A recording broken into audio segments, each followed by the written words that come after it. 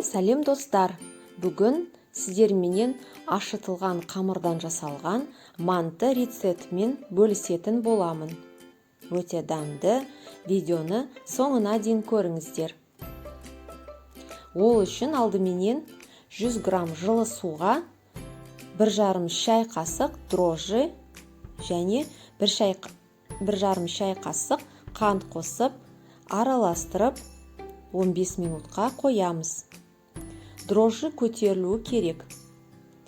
Енді 500 мл жылы суға 1,5 шай қасық тұз қосамыз, араластырамыз. 1 килограмм ұнға көтерілген дрожжиді қосамыз. 500 мл жылы тұзды суымызды қосып, қамыр елейміз. Орташа жұмсақтықта болу керек, өте жұмсақ болмауы керек.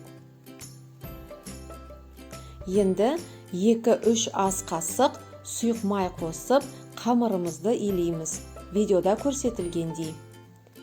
Қамырды 1-1,5 сағатқа жылы жерге қоямыз. Қамыр көтерілу керек.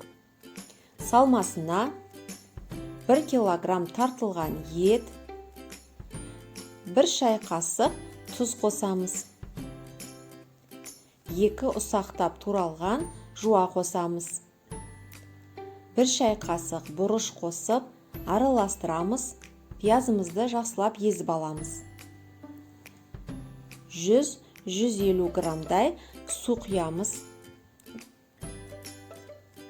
Жақсылап араластырамыз. Салмамыз дайын. Енді көтерілген қамырымызды алып, кішкентай бөлшектерге бөліп аламыз. Менде әр бөлшек 30 граммнан болды. Дөңгелектеп аламыз қамырымызды. Енді бетін пакетпен жауып қоямыз. Беті кеуіп кетпеу керек. 10-15 минутқа тынығу керек. Енді күлшелерімізді жаямыз.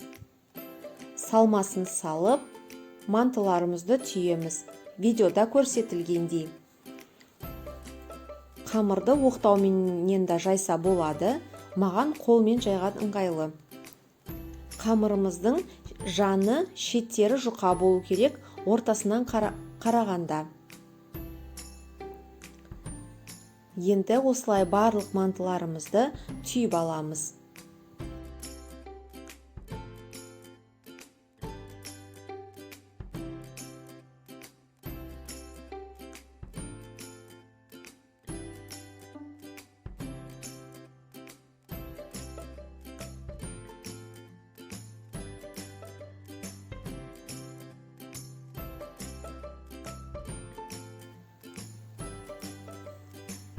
Манты қазанға теріп, барлығын 20 минутқа тынықтырып қоямыз. Расстойкаға мантымыз көтерілу керек. Енді мантыларымызды 20-25 минут пісіріп аламыз. Одан артық уақыты көп болмау керек. 25 минут жетерлі. Біздің мантыларымыз дайын. Өте дәмді, қамыры керемет, жеңіл болады. Міндетті түрде жасап көріңіздер, кеңес беремін. Отбасыларыңызға, қонақтарыңызға ұнайды. Дәмі тіл үйреді.